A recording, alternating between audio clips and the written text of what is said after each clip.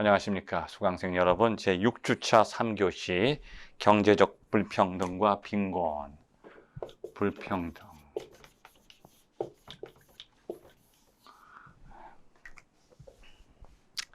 인간에게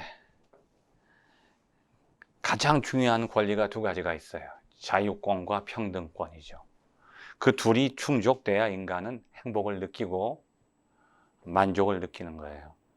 자유가 깨져도 안 되지만 평등이 깨져도 안 됩니다. 언제부턴가 우리 사회가 불평등한 사회가 돼가고 있어요. 불평등이라는 건 뭐냐면 공정한 경쟁이 무너지는 거예요. 공정성이 무너져요. 어떤 의미에서 무너지느냐?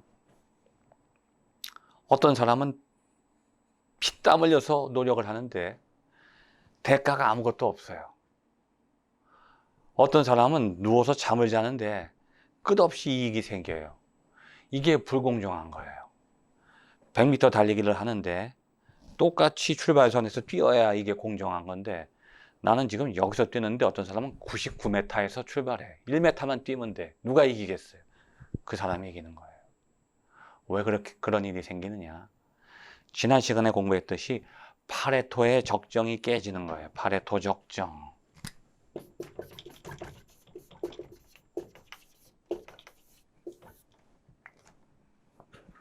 옛말에 그런 말이 있죠. 개같이 벌어서 정승같이 쓴다. 개같이 번다는 건 뭐냐면 인간답게 버는 게 아니라 수단과 목적을 가리지 않고, 수단과 방법을 가리지 않고 나쁜 짓 해서 버는 거예요.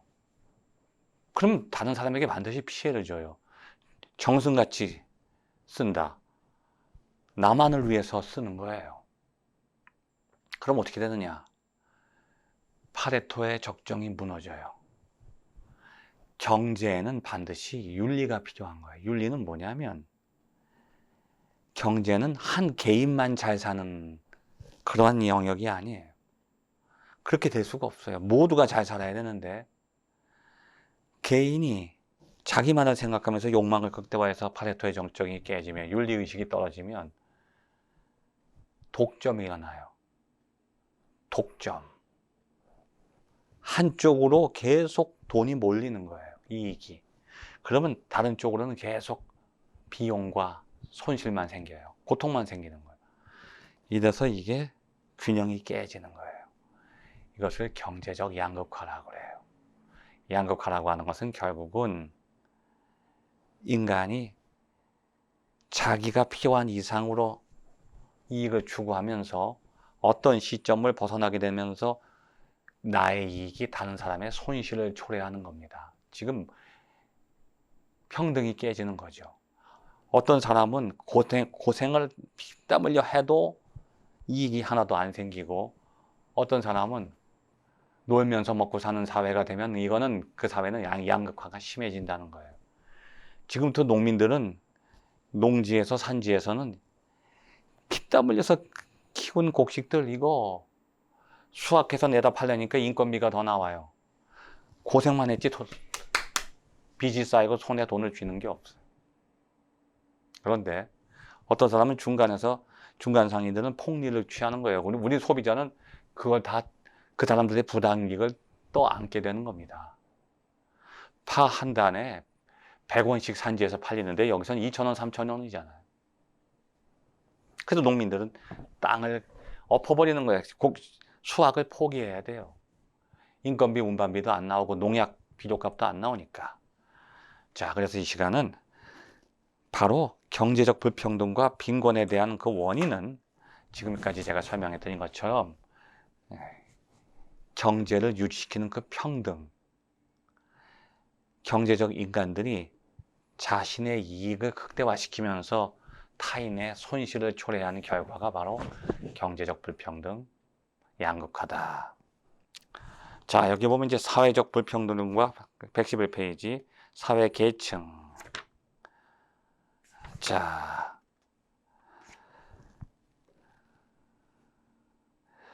일반적으로 사회학자들이 경제적 불평등과 빈곤 현상을 사회적 불평등과 사회 계층이라는 용어를 통해서 접근한다. 이거는 조금 단편적인 이유가 과거에 그 칼 막스가 분석을 했듯이 부르주아와 프롤레타리아, 지배계급, 자본계급과 무상계급, 이렇게 딱 계급이 정해져 있어서 이 사람은 가난하고 이 사람은 더 부자가 된다. 그건 너무 고전적인 얘기고, 사회 계층을 통해서 불평등이 심화된다. 그렇다기보다는 이 불평등의 원인은 결국은 독점 현상이다. 자본이 독점되고 시장이 독점됐다. 생산이 독점되고 소비가 독점되고. 자, 그 다음에 빈곤에 대한 해석은 뭐 절대적 빈곤, 절대적으로 가난한 사람은 가난한 거죠. 그 다음에 상대적 빈곤은 나는 가난하지 않은데 나보다 더 부유한 사람들이 많을 경우에는 상대적 빈곤이 되는 거예요. 지금 내 연봉이 1억인데 다들 연봉이 2억, 3억이면 연봉 1억인 사람이 가장 가난하게 되는 것과 마찬가지죠. 그래서 빈곤이라고 하는 개념은 여러 가지로 볼 수 있는데 크게 3가지로 나눠진다는 거예요. 여기 책에 113페이지부터. 절대적 빈곤은 그 수치상의 빈곤을 말해요. 수치적으로 내가 1년에 2천만 원 번다. 그럼 그게 내가 먹고 살기 힘들다. 생계 유지가 곤란하다. 이건 절대적으로 그 수치를 따라서 빈곤이 결정되는 거고, 상대적 빈곤은 내가 먹고 살만 해도 다른 사람보다 못하다 하면 이건 빈곤한 계층에 들어간다는 거죠. 그 다음에 3번째 특징은 문화적 빈곤이에요. 이 빈곤에 대한 의식이 사람들이 돈을 많이 가졌다고 부유한 게 아니에요. 저 시골에 강원도 산골짜기에서 연봉 10억을 가지고 산속에서 편안하게 사는 사람은 부유하지만 그 사람은 연봉 10억의 그 체감을 느끼지 못해요. 왜냐하면 그냥 산에서 농사 짓고 먹고 살지 돈만 가지고 있어요. 돈을 소비하면서 자신이 그 부를 경험하지 못하는 거예요. 돈만 가지고 있는 거죠. 그러니까 문화적 혜택을 누리지 못하기 때문에 지금 내가 얼마만큼의 부를 누리는가는 지금 내가 그 부를 나의 문화적인 향유와 얼마만큼 연결시키는 것과도 큰 관련성이 있습니다. 그래서 한국이 지금 경제 선진국들 가운데 뭐 10위까지 떨어져 있지만 이 수치상으로는 이 문화적인 수준은 물론 지금 뭐 K-팝 예술적인 것도 세계를 지배하고 있지만 우리의 인터넷 보급률, 우리의 이 문명률을 특히 이 사회복지 시스템 세계에서 코로나가 가장 잘 방역되고 있는 나라 중에 하나잖아요. 지금 그냥 무료로 다 치료받고 보상금까지 받는 나라는 대한민국이 유일하잖아요. 그래서 이 빈곤이라고 하는 것은 그냥 절대적으로 수치상으로만 느끼는 게 아니라 또 나보다 더 부유한 사람이 얼마만큼 있느냐, 나보다 가난한 사람이 얼마만큼 있느냐, 이걸 또 비교해야 되고, 마지막으로는 내가 얼마만큼 문화적인 환경 속에 있느냐에 따라서 빈곤이 결정될 수 있다고 하는 것이죠. 그 3가지 빈곤의 종류, 절대적 빈곤, 상대적 빈곤, 문화적 빈곤. 자, 그 다음에 경제적 불평등과 빈곤의 양상. 경제적 불평등을 우리가 수치상으로 느낄 수 있는 2가지 영역은 소득과 재산이죠. 이걸 합산해야 돼요. 그래서 한국에서도 우리나라에서도 이거 그 사람의 경제적인 수준을 생각할 때 소득만 보지 않아요. 어떤 사람은 소득이 하나도 없는데 재산이 수천억 원이 있을 수가 있죠. 근데 어떤 사람은 재산은 하나도 없이 전세에 산다고 해서 자기는 무주택자다. 자기는 가난하다. 그러니까 지금 이 사회가 이 빈곤과 부를 측정하기가 너무 어려운 게 어떤 사람은 의료보험료를 거의 5만 원밖에 안 냈는데요. 재산은 수백억 원이에요.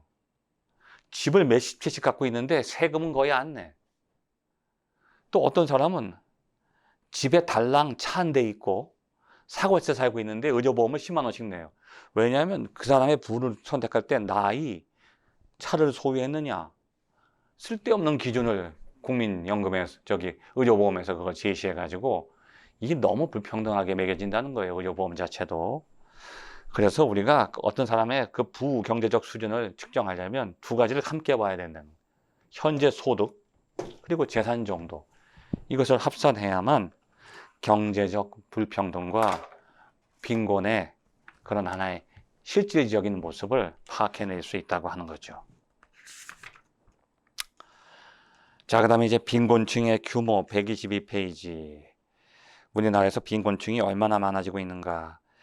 이게 빈곤층이 좀 약간 줄고 있다가 IMF 터지면서 다시 또 팍 하고 크게 터졌어요. IMF 터지면서 빈곤층이 많아졌고 또 2008년도 경제 위기를 통해서 또 많이 빈곤층들이 생겼죠. 아직도 지금 뭐 저기 노숙자들이 많이 지금 존재할 정도로. 자, 빈곤층의 사회 인구학적 특성 124페이지. 빈곤층의 사회 인구학적 특성. 주로 빈곤층은 연령대별로 어떤 층에 주로 빈곤층이 많이 나타나느냐. 가아동, 아동의 빈곤. 아동 요즘에 그 빈곤들 보면 그 소년 소녀 가장 있잖아요. 제가 몇 년 전에도 그 소년 소녀 가장들이 아직도 존재한다고 하는 거 많이 얘기 듣고 청소년 문제도 우리가 이제 그때 아마 여러분이 그 동영상 제가 저기 글에서 올린 거 보시면 알겠지만 아직도 이 청소년 문제가 심각하고 그 가운데 청소년 빈곤층들이 많이 있어요. 고연령의 부모나 조부모, 장애부모, 저학력 부모 그런 부모의 가정, 장애부모 가정, 저학력 부모 가정 뭐 다양한 청소년 빈곤층들이 존재하는데 소년 소녀 가장들도 있지만 한 몇 년 전인가 제가 그 어떤 라디오 방송을 통해서 어떤 어머니가 그 아이들 도시락을 이제 방과 후 교육 때 저녁에 먹으라고 이렇게 간식을 싸서 보내는데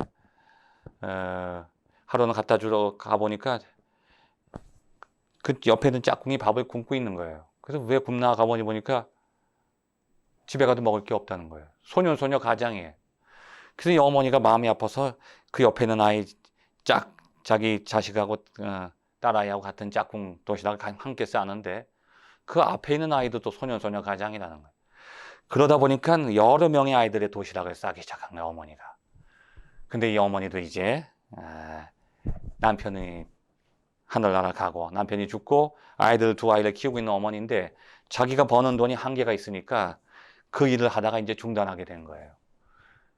근데 어느 날 이제 집에 딱 들어가려고 보니까 문 앞에 그 아이들이 쭉 서 있는 거예요.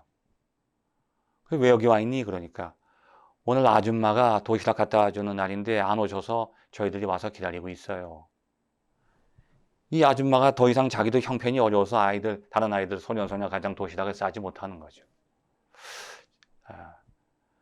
근데 그 아이들의 모습을 보고 다시 어머니가 힘을 내서 더 열심히 내서 아이들의 도시락을 다시 싸주기로 결심을 했다고 하는 이야기를, 그런 훈훈한 이야기를 들은 적이 있어요. 부모 없는 슬픔이 참 큰 거예요. 자식 없는 슬픔도 크지만 이 아동 빈곤층의 문제, 소외계층의 빈곤층의 문제가 아주 심각한 문제죠. 우리 사회에서. 아동만큼 더 심각한 문제가 또 있어요. 노인계층이에요. 독거노인들. 노인들도 지금 절대 빈곤층에 소외돼 있고 그분들이 생계를 잘 이어가지 못하고 그냥 배고파서 그냥 굶어 죽는 분들 계시고, 고독사, 노인이 돌아가셨는데 주위에서 아무도 몰라요.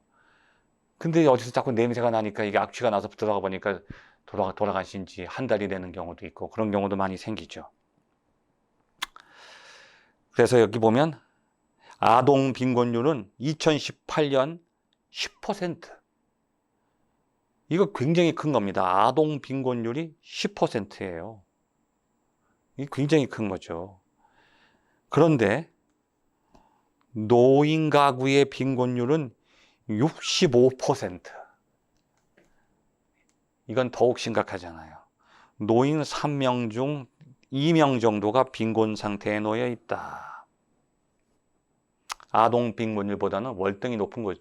지금 이제 자꾸 인구가 줄고 있고 태어나는 인구보다 이제 노령 인구가 많아지기 때문에 노인 빈곤율은 급증하고 있다. 그 다음에 여성 빈곤. 전체적으로 여성은 남성보다 더 빈곤하다. 2018년 여성 가구주의 상대 빈곤율. 이제 여성들이 생계를 꾸리는 경우 여성 가구주의 상대 빈곤율은 28.3%. 전체 가구의 20%보다 8% 높게 나타난다는 거죠. 그러니까 여성들이 지금 아직도 한국 사회에서는 사회적으로 경제 활동을 하는 데 있어서 크게 어려움이 있다는 거죠. 그래서 여성 빈곤율이 증가되고 있고, 최근에 한 1년 전인가 2년 전에 그 모녀가 그 생활이 어려워서 자살했던 그런 사건, 여러분도 아마 기억하실 겁니다. 자, 그러면 이 경제적 불평등 양극화를 경제 이론에서는 어떻게 설명하려고 하는가? 경제학 이론을 가지고 그 경제적 불평등 양극화를 한번 설명해 보려고 하겠습니다. 크게는 기능론과 갈등론이 있어요. 기능론과 갈등론. 자, 이것을 설명하기 위해서는 여러분이 기능론의 대표자와 갈등론의 대표자. 기능론의 대표자는 막스 베버, 갈등론의 대표자는 칼 막스. 칼 막스는 우리가 잘 알듯이 계급 이론이죠. 계급. 경제는 두 계급 사이의 갈등을 통해서 유지된다. 부르주아와 프롤레타리아, 자본계급과 무상계급 사이의 갈등. 그러니까 역사는 갈등을 통해서 발전한다는 거예요. 이 갈등이라는 것이 하나의 에너지라는 거죠. 그 갈등이라는 것은 이게 둘 사이의 차이점이에요. 차이가 클수록 그 부딪히는 에너지가 강한데 그 에너지가 결국은 경제를 발전시킨다. 근데 기능론은 갈등보다는 조화예요. 조화. 이건 계층 이론이죠. 계층. 막스 베버라고 하는 사람은 칼 막스를 비판하려고 했던 사람이죠. 그 칼 막스의 그 천재성에 억눌려서 늘 칼 막스를 시기하기도 하고 존경하기도 했던 사람이 막스 베버인데, 칼 막스가 유물론적으로 물질적인 구조를 가지고 경제를 진단하는 그 이중적인 것, 부르주아냐 무상계급이냐, 이분법적으로 경제를 진단하는 것에 대해서 비판을 한 겁니다. 예를 들면 여기 오늘도 보니까 택시가 요즘에 많이 코로나 때문에 이제 영업이 굉장히 돈 벌기가 힘들다고 하는데, 택시 보니까 개인 택시 기사가 있고 영업용 택시 기사가 있어요. 자, 그러면 개인 택시 기사는 부르주아일까요? 프롤레타리아일까요? 노동자가 아니라 자영업자예요. 자기가 택시를 소유하는 거예요. 그러면 개인 택시기사 말고 영업용 택시기사는 자기가 어디에 속해 있잖아요. 종속되어 있는 사가 아니라 노관계예요. 노동자입니다. 프롤레타리아에 속하는 거죠. 그런데 돈은 누가 더 많이 버느냐? 자기가 열심히 일한 만큼 버는 거예요. 칼 막스가 볼 때는 그 택시기사도 이게 그 안에서 계급이 나눠지는 거에 대해서는 이건 설명할 수가 없어요. 이분법적인 계급 구조 가지고는. 근데 막스 베버는 그렇게 경제를 보다 보면 경제를 진단할 수 없다. 갈등 구조로 보면 안 된다. 경제라고 하는 것은 다양한 관점이 존재한다.